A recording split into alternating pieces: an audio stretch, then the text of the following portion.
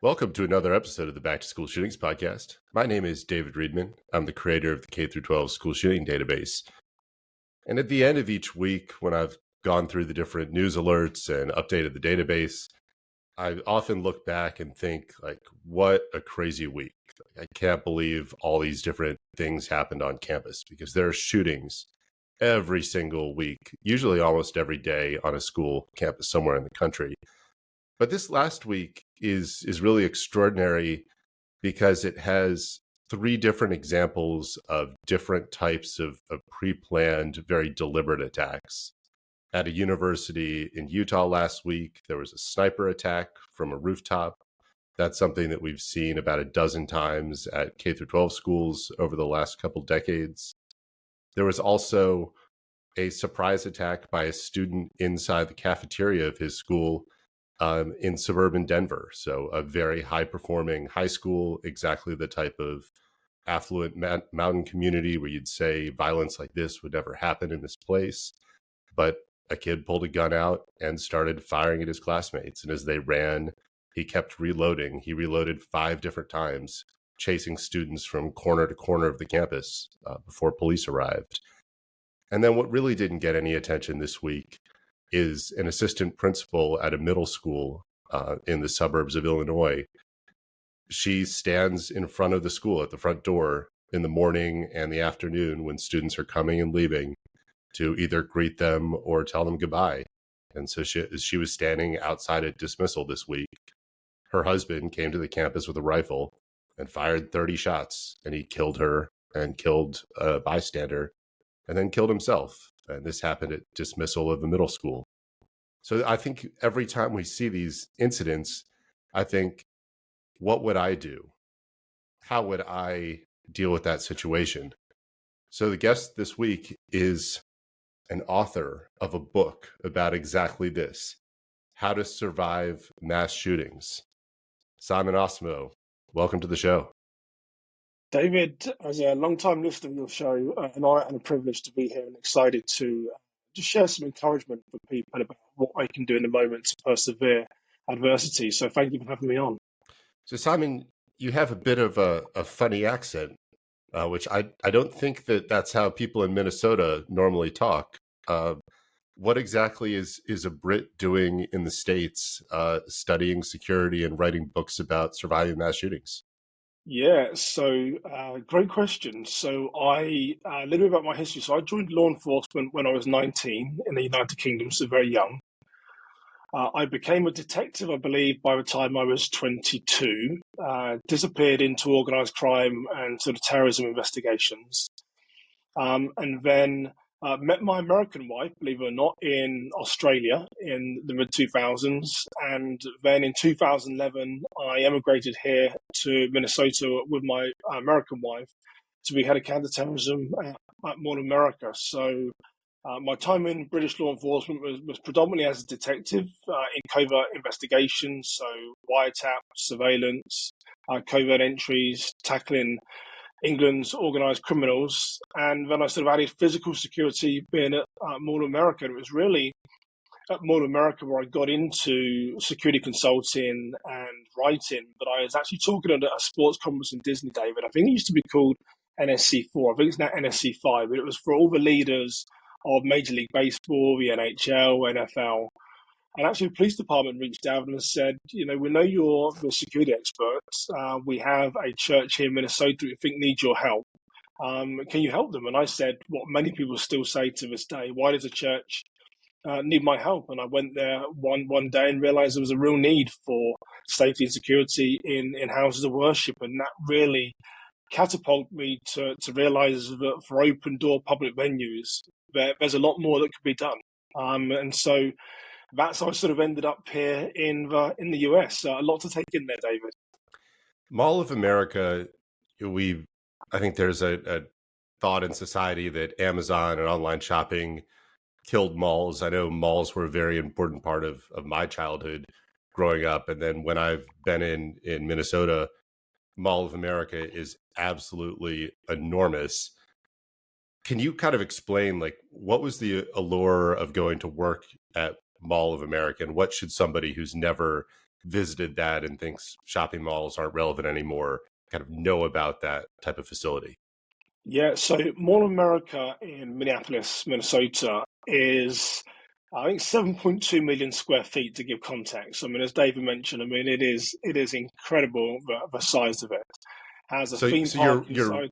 average supermarket is maybe 50,000 square feet, and Yeah, you're saying or less. Yeah, 7 50,000. million. This So is 7 million. Yeah, I think it's 7.2. Yeah, to give it context, this is huge, and it has. This is going to help people level set and understand. David, it has 42 million annual visitors per year, so it's actually bigger than Disney because it's free to get in. So over 7 million square feet, 42 million visitors a year, 700 stores. I think there's now 2 hotels. There's a theme park, movie theatre, so it's an incredible, incredible place. And I've got to be honest, David, when I first emigrated here, when I was in the United Kingdom, I'd worked an animal rights case and had some connections with the FBI here in Minnesota, became friends with a couple of agents. And I was looking to emigrate, and I said, where does someone like me go? Because in the US, David, I'm a combination of different agencies. So we used to do the phone tap or the wiretap. We used to do the surveillance, we used to prosecute the cases, we do all the financial crimes investigations. So I'm a combination of different agencies, and I was saying to my friends at the FBI, where does someone like me with my skills, where do I go in the corporate world?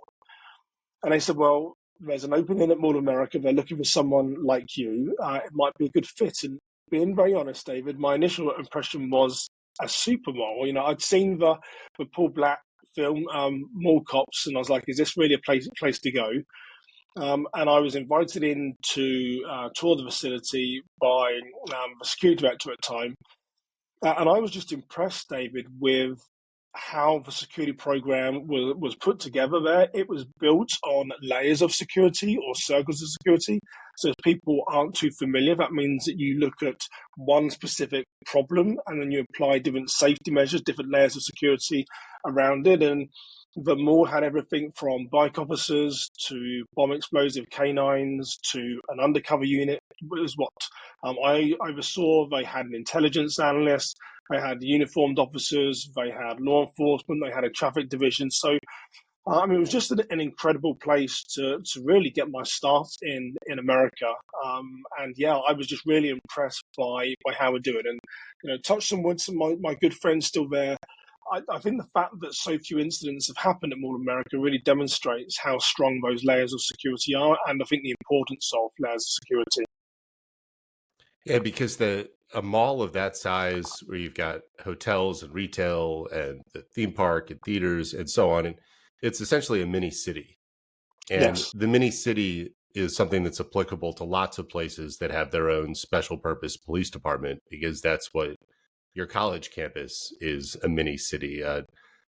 Downtown business improvement district is kind of a sub city within a city. It makes a lot of sense in that. So, in these shootings that happened in the last week, one of them was your open campus. So your college campus, kind of central quad square area. Another was your other area of expertise, a shooting that took place outside of a church, firing inward at the people there. And then finally, the school in Illinois was your kind of suburban, urban schoolhouse that sits directly on a residential street. So the door opens directly to the sidewalk. This isn't, your big Texas mega campus where there's, 100 yards between the street and the front door. Like the door is there on the street. Thinking about Mall of America and your different layers and rings and places in there, how do you start to describe dealing with an active shooter when it can take place in such different settings that all have completely different things you're thinking about with security? And I think the first piece is around awareness and understanding. And I think, David, in today's modern world, is acceptance. So I wrote a book for churches a few years ago called Secure Church Operations. And security culture is the first thing I advise any organization to do. And in 2017, there was a mass shooting at a church in Sutherland Springs, First Baptist Church, Sutherland Springs.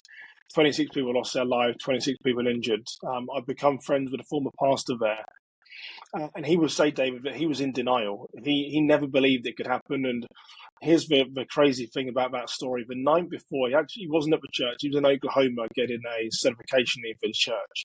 The night before, someone said to him, Frank, are you concerned with the safety and security at your church? And he said, we're a small church in southern Texas. Nothing is ever going to happen.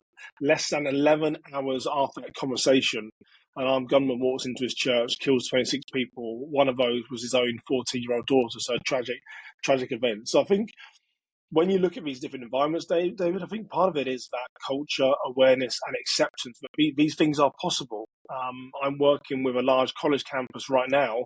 I have 18 different buildings, and I went to visit it a couple of weeks ago, and everything was open, and they're obviously starting that journey. So I think you have to have the acceptance that these things do happen.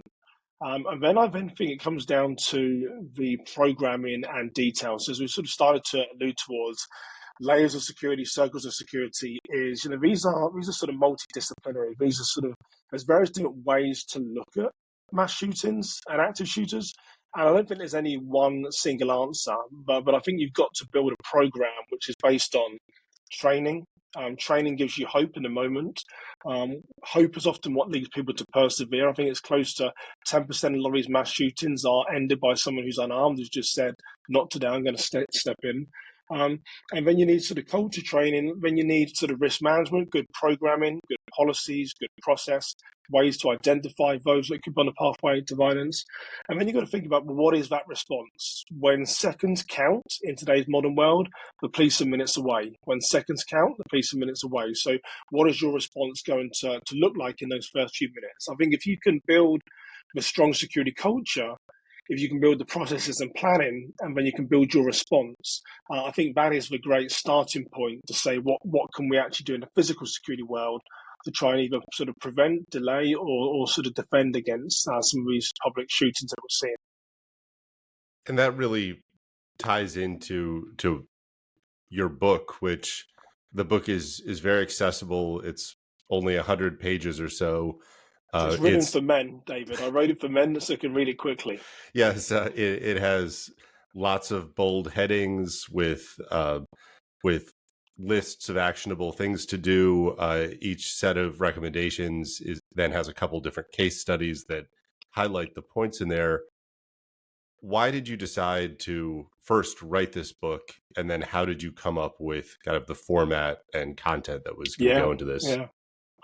So initially, when I train a lot of active shooter survival training, it's built around run, hide, fight. And if people aren't too familiar with the process of run, hide, fight, post Sandy Hook, I believe Obama set the FBI the task of find this national program. What can we do as the federal government to fight back against mass shootings? And so the Houston Police Department were already using run, hide, fight. So that got adopted by the FBI and schools and then the sort of wider world. I think what happened over the time was people considered run, hide, fight to be an order, David, rather than a menu. So when I educate, depending on the adverse situation you find yourself in, you may need to run first, you may need to hide first, or you may need to fight. So I think that run, hide, fight lost its way because we used to teach it as an order. Oh, well, I've got to run first, and if I can't run, I've got to hide. If I can't hide, I fight. So I found this sort of ambiguity now in people's understanding of it. So that sort of first started my fascination with it. And then being sort of a security practitioner, my 13-year-old came home one day and said, Dad, we did a drill and it didn't feel right. I said, well, what do you mean? And he'd done a lockdown drill.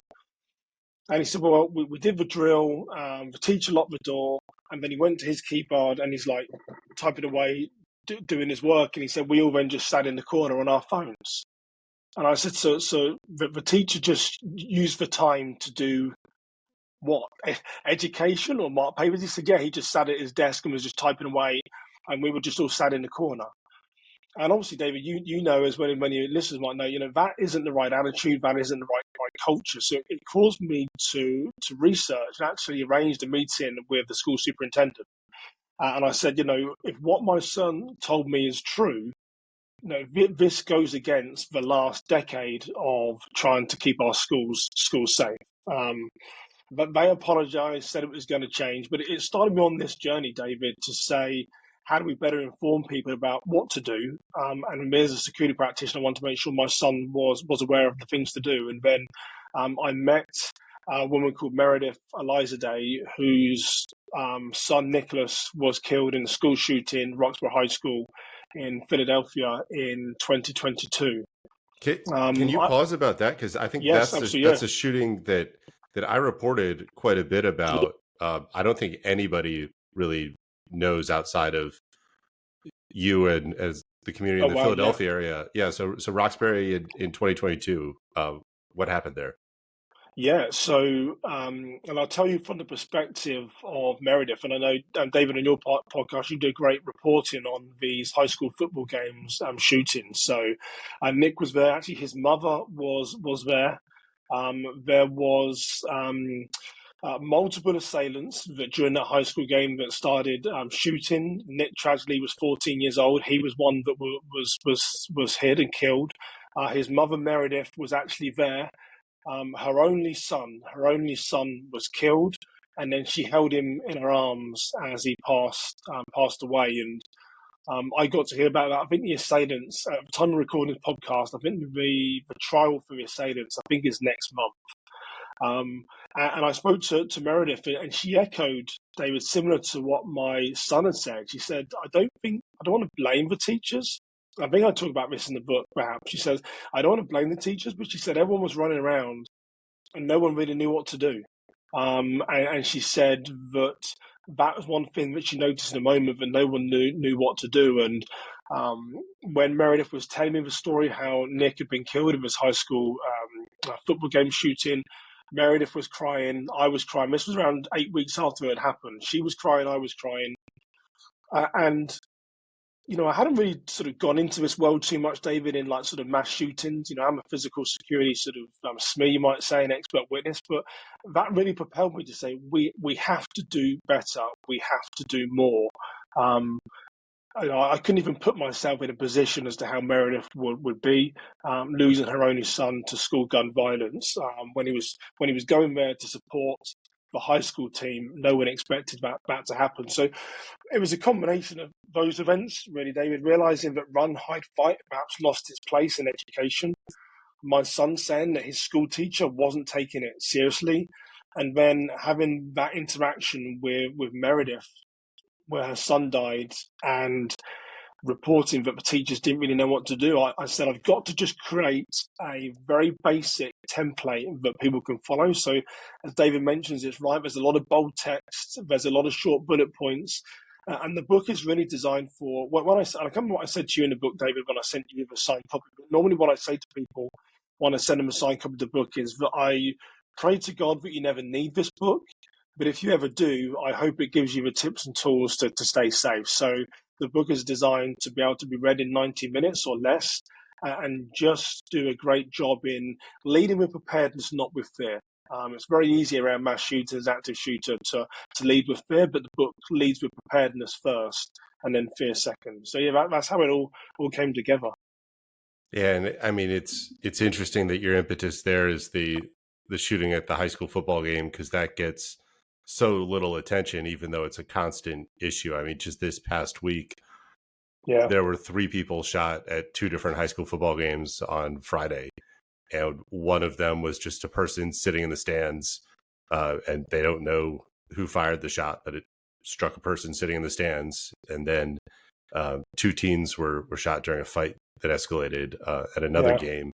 And your point that there are parents, there are families that are deeply, deeply impacted by these shootings that really nobody hears about or pays any attention to. In terms of preparedness instead of fear, what's the first takeaway or lesson that you want somebody to be thinking about preparedness with the shooting? Yeah, I think in preparedness, it comes with a lot of mindset. So I think you've said this before, David. I don't want to call you out on your own podcast, but some people say, is there any scientific evidence that training, run, hide, fight actually makes a difference? I think you've commented on this before. But I think what it starts with is the hope. So I think the first level of preparedness is really the hope you can persevere. And I know, David, you do judo, right? Is it judo that you do? Judo or Brazilian jiu-jitsu? jiu-jitsu. Brazilian jiu-jitsu you do. So you have to go into it believing that I can win. Because if you don't go into it believing you can persevere, I can beat this opponent, you've already lost the battles. I think Sadly, once you do it long enough, you realize that losing is inevitable. well, that's true. Yeah, But there's that always happens. someone better. Yes. I said to my son who plays soccer, so there's always someone better than you out there. But, you've got to start with that hope. So a data better than me. I think it's around 10%, it's 8, 9, 10% of these active states mass shooter are stopped by someone who's unarmed. So I think the preparedness comes from the foundation is you've got to have hope. You've got to have hope that you can persevere because as humans, when we enter with a positive mindset, I mean, it's amazing what we can achieve. I think the second level about preparedness then comes that you need to create these templates that you do time and time again to keep yourself safe. So, as an example, when I didn't spend too much time in uniform in the police in England because I was a detective very young, but when I would always put a vehicle over during a traffic stop, I would always approach the vehicle in the same way. On one occasion, when I didn't, and I walked between my police vehicle and the assailant's vehicle, what the assailant did was I saw the reverse lights came on and he was trying to trap me between the two vehicles. I was like, holy moly, I had to jump out of the way. And it caught me off guard because I'd gone outside my template. So preparedness is, and I'll talk about this in the book, is really understanding your environment and following the same processes time and time again. When my family go to a restaurant, David, and we're looking to be sat, do you know where me and my family always sit when we go to a restaurant? Any ideas where we sit? I would guess that you are somebody who always wants to have a view of the door. Correct. And we sit close to the kitchen. The reason why most restaurants in the kitchen have a door to get outside. So we build this template that my kids, it's not the best seat in the house. It's noisy, it's smelly. There's a lot of traffic, but we have that preparedness, we have that template. If we always sit close to the kitchen, more than likely there's a door there. I will always ask the server, where is the closest door to get outside this restaurant? And it takes me 10 seconds. They give me the answer, and I've done that. When I go to a movie theatre, we take the Aurora movie theatre shooting during the Batman movie. Where do my family sit when we go to a movie theatre? We sit on that front row. Do my family like it? Do my two sons like it? No, they hate it because they're constantly looking up at the screen. However, what do you have at the front row? There's the two emergency exits. Most often they leave outside.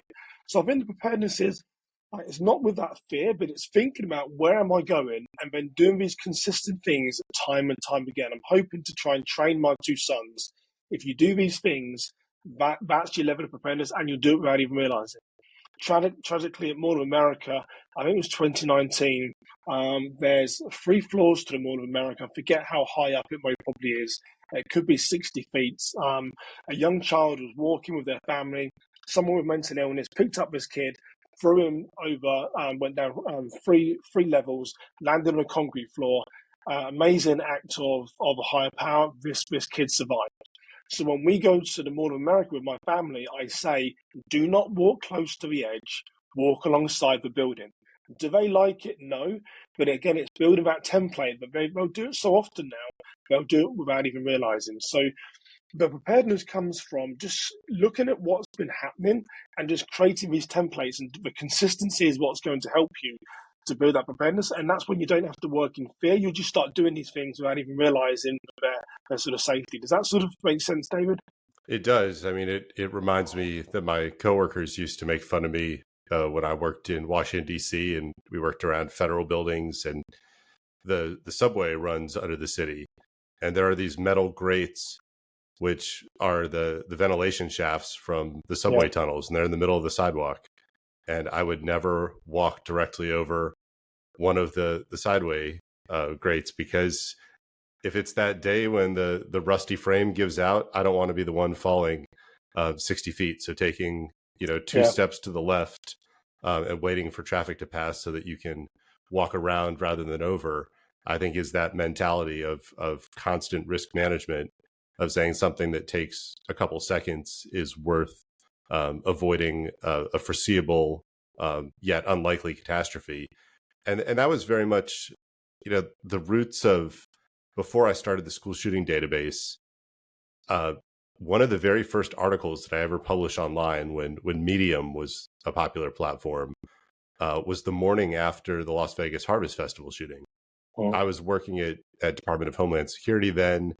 I had been involved in a lot of active shooter training, in developing workplace preparedness guidelines, and that morning, looking at what happened in Vegas, it didn't feel like anything that we were teaching would be applicable there. So I wrote this article that morning called "When You Can't Run, Hide or Fight," and I talked about if you're sitting in the center of a movie theater, you can't run, hide, or fight somebody who's shooting at you from the front. If you're at a concert venue and somebody's shooting from the 40th floor, you can't run, hide, or fight. But now that I'm listening to you, the point of those is that you need to take a little bit of extra effort to think about your setting, think about the worst case scenario, and think about what you would do in that moment, even if a general statement or mantra or slogan doesn't necessarily apply to where you are. Yeah, and the Marines, I think it was the Marines that were credited with this, David, or often it's most credited with the Marines, that they say the body cannot go where the mind hasn't been. We don't want to think about school shootings, but that is the reality of the world that we live in. So when we use that mantra, the body can't go where the mind hasn't been, we've got to think about, if it was to happen today, what does this look like? The Covenant school shooting in Nashville, Tennessee, 2023. The substitute teacher was killed, the custodian was killed, the principal was killed, and then some little children were killed.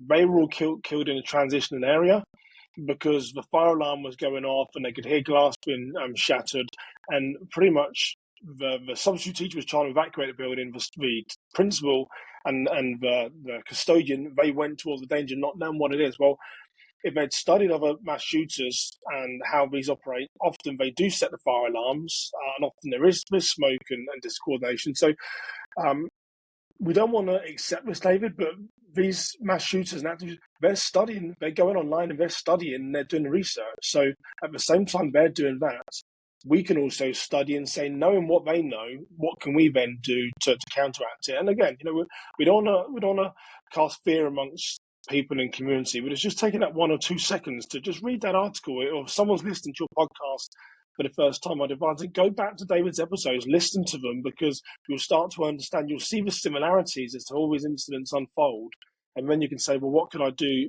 slightly differently? So yeah, it's interesting. And so thinking about what happened in Denver last week, so this is about 1,000 student school. It's about 40 minutes or so outside of Denver. It's in one of the mountain towns, really affluent community. It was the #1 performing school in the state. And it's kind of an L-shaped campus that has, between the L is a large football field and athletic fields. And then south of the campus is a big community park and rec center and so on. And at kind of the point of the L is where the school's cafeteria is. So around noon, when all the students were in the cafeteria, a 16-year-old pulls a revolver out and opens fire in the cafeteria. And fortunately, a revolver only fires 6 rounds at a time. So in his first 6 shots, he critically wounds 1 student in the cafeteria. And then everybody starts running immediately. So thinking run, hide, fight. You're in a cafeteria, there's nowhere to really hide there in a big open space. Fighting is an option, but also for most students, because the cafeteria is a big space also, is get out. There are lots of doors and get out. So the students start running. The kid reloads and then runs out onto the football field where, lots of schools, when you practice evacuations or if you do a full-scale exercise for an active shooter, police are going to evacuate people to a big common area off in the football field. So there are a bunch of students who end up as they run out on the football field. So he chases them across the football field, continuing to fire. So they run further off campus and he chases them to the edges of the campus and continues to fire. I think the point of that story is that it's your flexibility in that guidance. So within your book, you break down chapters around what's run, hide, fight, and then what does it mean to run? What does it mean to hide? What Yeah. does it mean to fight? How would you kind of apply that to first thinking about that scenario in Denver, but then what are the pros and cons of kind of those different actions when you're in that place? Yeah, and so obviously another tragic event took place there, and I think what I would start with is that level 7 I mentioned earlier, David. The run, hide, fight is not an order; it's a menu depending on those adverse situations that you find yourself in. I mean, we won't sort of go down the threat assessment piece and missed warning signs, that type of stuff. We'll go down within the moment, and obviously, if you have the option to run away from danger, that is the preferred option. So we're going to try and do those templates that I've mentioned. That when we're sat in that cafeteria, we're forward thinking where you might sit. I'm going to sit close to an exit. I'm going to sit close to a window, and then you really have to just apply critical thinking. And most often, is there a right? Excuse me. Is there a right or wrong answer? In the situation, hindsight might say there is, but in that moment, you just have to make the best situation. So hopefully, you've applied the template where you're sitting, and you just have to come down to what is my best option, and you've only got seconds to make that decision. So what I would just encourage people to do wherever they walk in is just think, if something happened now, is my best option to run? Is it to hide? Is it to fight? And think about where they position themselves. What comes with run, hide, fight is the flexibility. But even if you can run, you're going to run away till you're not going to look back until you know you're clear.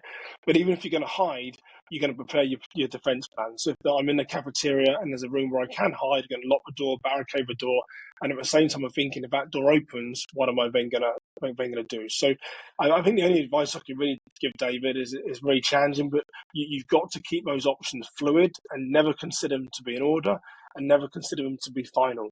You might need to adapt at each occasion. You could run away, and then in the Roxborough High School, there's another shooter somewhere else that you weren't even aware of. So run, hide, fight is fluid and it's flexible, and ultimately, based on things that you know, you've just got to make a decision. You've got to make a decision, and that decision has to be a positive decision. And whatever you do it with sort of oomph and gusto that, we're going to barricade, or I'm going to run as far as I can, or I'm going to fight as hard as I can. So it's a challenging question you posed, David. I can't really say too much other than those are options. They're not a menu. Sorry, they are options, but it's not an order.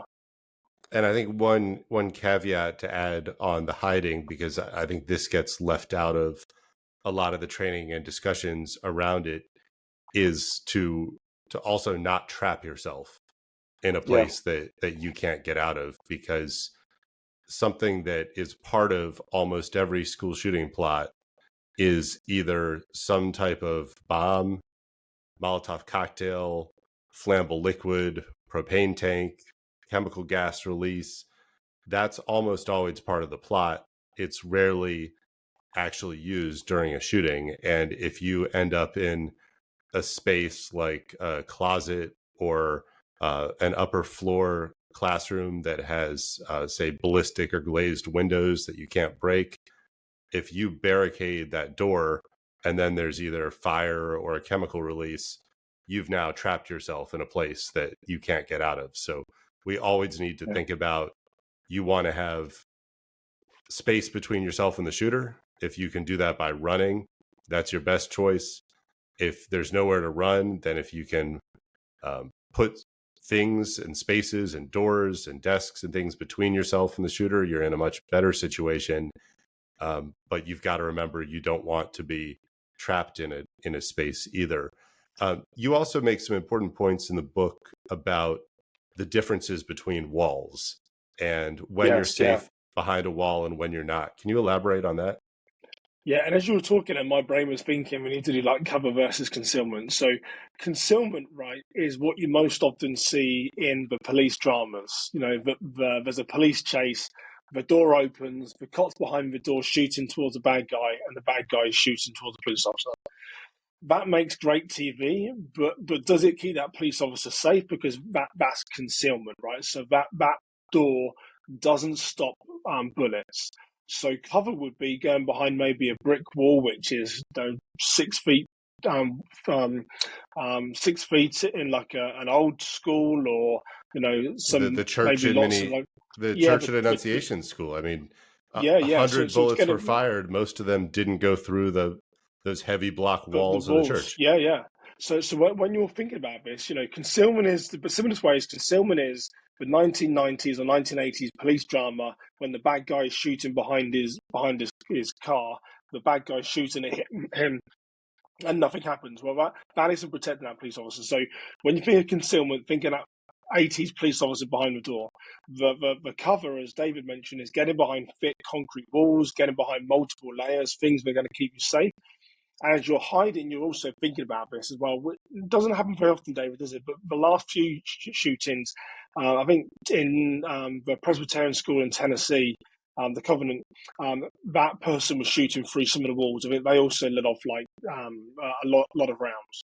So that's the difference. Is concealment means that I can't be seen, but it's not going to protect me. Cover is like going behind thick walls. And as you mentioned, the tragedy at the Annunciation School, we heard a lot of people, what do? They duck down and hid behind pews. That doesn't help. I think at Virginia Tech, David, it could have been the same in the cafeteria where people were hiding down under tables and chairs.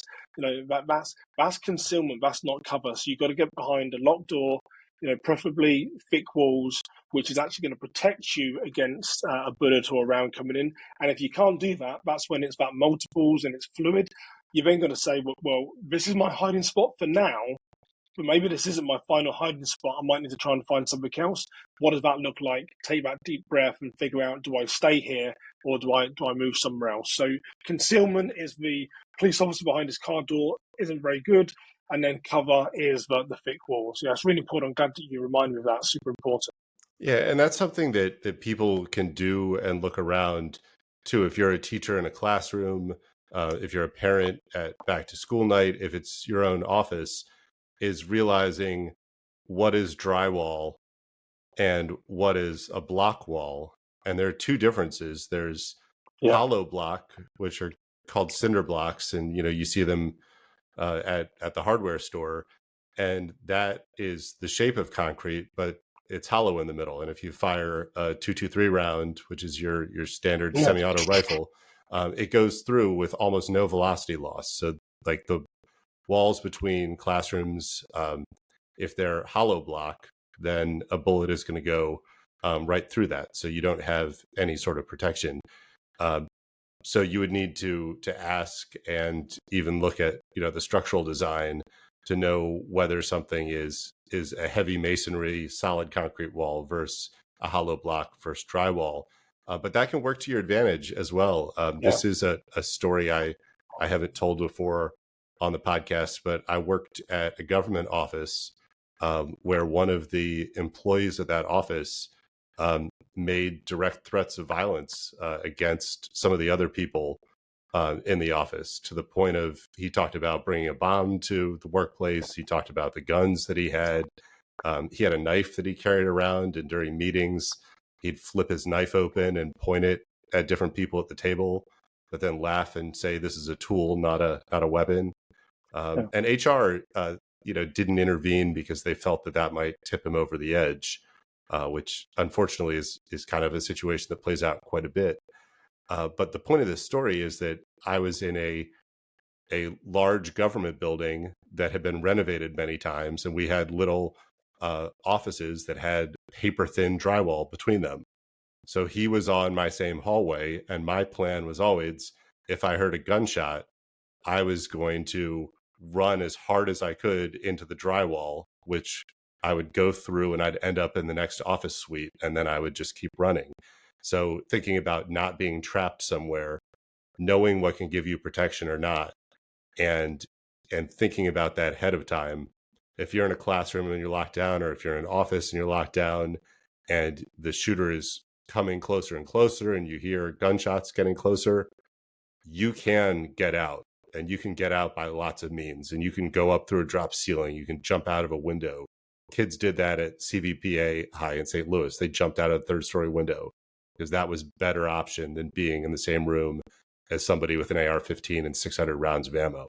So you don't Yeah. have to, you've got to be on this continuum of knowing where you are, where you shouldn't be, and what protection you either have or don't have. Yeah, and I think we cover this in the book about knowing your surroundings. So a couple of good things that Dave mentioned there. One I would say is never be embarrassed or afraid to walk in somewhere new and say to the person, where's the closest exit to this building? Or what are your walls made of? Who in 2025, who cares? Who cares what someone thinks about me? Ask the questions. When you go to a movie theatre, what are these walls made of? What is there doors to get out? So you've got to ask these questions. Don't feel that someone's judging you. They're laughing at you. My pastor tells a funny story that he was camping one time and he was asleep. He woke up and he thought he heard a bear and he was shouting, "Bear, bear, bear, bear." And there wasn't a bear. And he said everyone was like laughing at him afterwards and, trying to make him feel embarrassed. He's like, well, if there was a bear, I would have seen it and then run away, or you guys were sleeping. So he told the story as, don't be judged by others laughing at you. So, I'd encourage you when you go to a restaurant, when you go to a bar, when you go to a sporting arena, when you go to a movie theatre, when you go to a grocery store, ask these questions or become familiar with the environment. And if it's your place to work, find out who's in charge of facilities and saying, can you give me a tour of this building? So if ever I need to get out of it quickly, I'll know where to go. And I bet, David, a lot of your listeners have never done that before. Go to facilities, go to operations, go to the custodian, say, can you give me a tour of the building? Because that familiarity is going to help you in a time of need. It's going to speed up your reaction times. You asked me earlier about the difference between run, hide, fight in the Denver shooting. It's going to speed up your reaction time the more you know. I often say with a lot of these mass shootings, if you had 90 seconds head start, how different would your choices be? And then by asking questions and being inquisitive is going to give you that time, because you and I, David, know that a lot of these mass assailants, they're a math equation. It's distance over time that they've got. They want to kill people in the shortest distance, in the shortest amount of time, with the highest body count before two things happen: the death by cop, or they take their own life. The third one, hand himself in, happens, but most often it's the first two. We saw that with Annunciation school shootings. So if you know that, how can you? It's like that sort of 1980s game shows. Like, how can you put seconds on the clock? And part of that comes with being inquisitive, asking those questions, and not fearing the judgment. Who cares what someone thinks about you? Ask the questions when you go somewhere new. Where's the emergency exits? Where's the door? Where would you recommend I go to stay safe? And then move on. And that was one of the lessons I learned, from my 20 years in the fire department, was that every opportunity that you have inside a house or a building is an opportunity to look at how it's constructed, where the power comes in, where the breaker box is, where the gas service comes in, where the gas shutoff is, where the water shutoff is, what the windows look like. So every time we ran an EMS call, that's also an opportunity where you do a circle around the house and you say, like, oh, in this neighborhood, in this block, in this style, the gas service is always on the right side of the porch. And you only see that when you're at that house for a sick person in the middle of the night. The same with commercial office buildings and things. Instead of taking the elevator back down to the bottom, take the stairwell back down to the bottom and see, are the fire extinguishers still in the panels. A really important thing for people in offices to think about is, if you do take the exit stairs, does the door lock behind you? Are you able to get back in? With the Covenant School in Nashville, that substitute teacher started to go down the stairs at the same time that the shooter was coming up the stairs and was killed there in the stairwell. If you're in a commercial office building and you go into your stairs, is the only option, once you're in the stairwell, the exit door at the very bottom. And then even when you get into some buildings, maybe the stairs go all the way down to the parking garage, but you need to get out at the lobby to actually get out of the building. And those are things that you only get to know if you actually walk the stairs and you actually walk the back hallways of these buildings. And the last thing on that is, every time I stay in a hotel, when I leave the room for the first time, I take the stairs down to the lobby. So I want to see where that closest stairwell is, and I want to see where that door comes out, because maybe if there's a shooting in a common area and you go to evacuate and your stairwell puts you right into that common area, you've actually put yourself into a more dangerous situation. Yeah. And you've done, by doing that in your hotel, you're putting seconds on the clock because you now know what your route is, as opposed to coming outside your hotel room when you're like, well, do I go, where's the stairs? How do I get down? So, that those seconds give you the time, the empowerment to make better decisions. What we don't want to do is be in a position where our decisions are rushed and we're not too sure what we're going to do. But yeah, what you've described, it puts seconds on the clock. And then I think the last and most important point in your book is about the survival beyond the moment. So these little tips and tricks that you can do in a moment of high stress and high intensity. What are some of those tips? Yeah, and I think the first thing, and we saw this during Sandy Hook, because all the teacher had to do was go and press the sort of the little button on the door to lock the door, which seems simple to do, but when there's gunfire, when there's children screaming, people are being sort of shot and killed, that's very difficult to do. So I think one of the simplest things to really do in that moment is you've got to take that, and this sounds crazy, David, but you've got to take that deep breath first. Take that big inhale, try and level set your mind and say, okay, now, so what I can hear, and this goes back to what Meredith said about the school teachers when her son Nick was killed. There's a lot of people running around, no one knew quite what to do. So just taking that big, deep breath, level set, gain your composure, because when emotion clouds judgment. So we want to have deep breath, we want to level set, and then once we've found ourselves to say, what is the best thing for me to do? Because our brain is going to rush us in different directions, as opposed to just taking that 4 or 5 seconds to take that deep breath, level set, and say, okay, now what are my best options? Because the emotion is going to cloud our judgment, and it's going to affect our ability to make sound decisions. So I think that is the simplest thing that we can do, is allow ourselves that moment just to level set where we are. And I mean, part of that is I think people need to really understand what acute stress does to the body, and that it creates tunnel vision. It makes it very hard to do fine motor tasks. Your hands can be shaking, or you can feel frozen.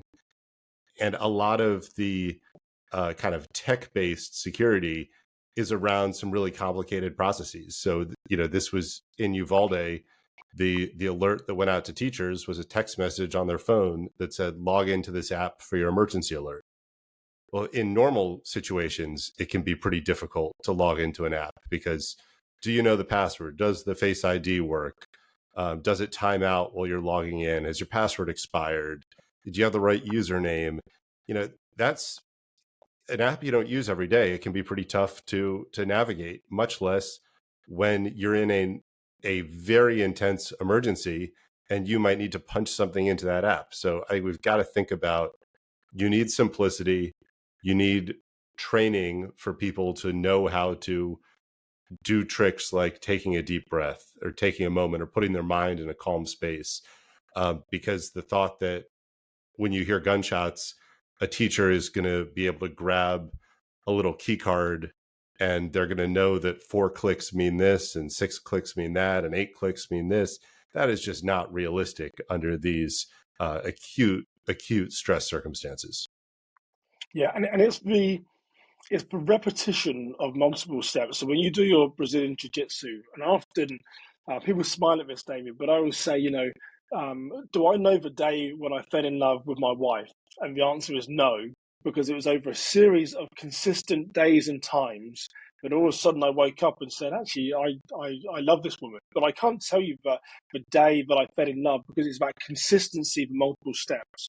And that's what we're really asking is, great you mentioned that, the fine motor skills, gross motor skills, that's what we're going to lose. In Sandy Hook, all the teacher had to do was walk to the door and press the button. All they had to do was press the button to lock the door. but that's very difficult when you lose your fine and gross motor skills. So the consistency of doing the same action time and time again, that's how we train our children, right? But the consistency, that is what builds that buffer. That's what allows you, to take that deep breath and say, I've been here before. I can persevere. I know there's hope. I'm now going to go into these steps. If you don't have that consistency, what I find, David, and a lot of you superintendents and school leaders listen to your podcast, is I find they'll just do all the drills in the first semester, but let's just get them out of the way. Well, that doesn't build muscle memory. Don't just say we're going to do all our drills in the first semester so we can tick the box to say we've done them.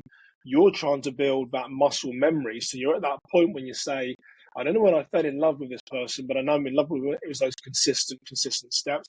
That's what helps you with your fine and gross motor skills. When you're doing your Brazilian Jiu-Jitsu, when someone's pinning you to the ground, you've been there before and you know the technique to get round. So then you do that technique. And I think what we find is a lot of people don't have that depth. So they don't have that 1980s Rolodex to be able to pull that information because they've not been there before. So I'd really encourage people, it's that consistency which is going to help improve your fine and gross motor skills because you'll be able to recover quicker. Does that sort of make sense, David? Yeah, and people, I think, also don't realize how much repetition you need to learn things to the point where you're going to remember them during a moment of high intensity. So in the fire academy, every single morning for months, one of the first things you do is pick up a ladder, and it was called the Hill from the training academy's engine room, where we would set up in the morning, up to the burn building, which was a simulation of a bunch of different types of buildings all combined together. And the first thing that you would do is pick a ladder up and walk up the hill and walk a circle around the burn building. And the entire time you said, I'm looking for wires, obstructions, and other firefighters. I'm looking for wires, obstructions, and other firefighters. Because every single year there are firefighters killed or severely injured because they get to a house fire in the middle of the night and there's fire coming from the windows, or there's somebody trapped.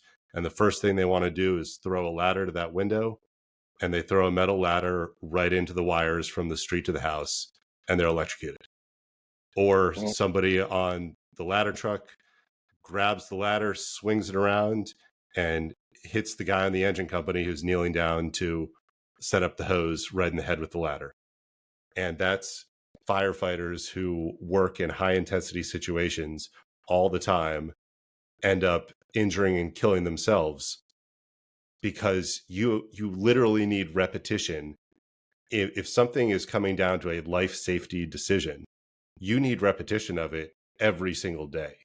And if it's something you do one time in a seminar or one time a year in a training, you are not going to remember or think or act that way under a high intensity circumstance. Yeah, and I think when you look at the last 3 to 5 years, David, where I think we'd all agree this peak is rising, right? I think we'd all agree that. I think I would encourage your superintendents, educators, people that work in school safety to listen to this podcast. I would really challenge them and say, are you doing enough? So Minnesota in 2023 created laws around how many drills that our school needs to take place from. I think it was K. I can't remember, but I think it's middle school, high school. It could have been elementary school as well. I forget, but nonetheless, I think the question that people should ask themselves is are we doing enough to build that muscle memory? If the law says you need to do 4 drills a year, is 4 drills enough? If it says you need to do like 4, 5 drills a year, is 4 enough? And I think we've got to challenge the status quo and say, well, we're not just doing enough. Going back to the Colorado shooting you mentioned, we're in the food court area. Do we have a solid emergency operations plan is the basis, because that's what people we're going to train on. And then the second is, are we doing enough training? We heard this during the United Nations school shooting.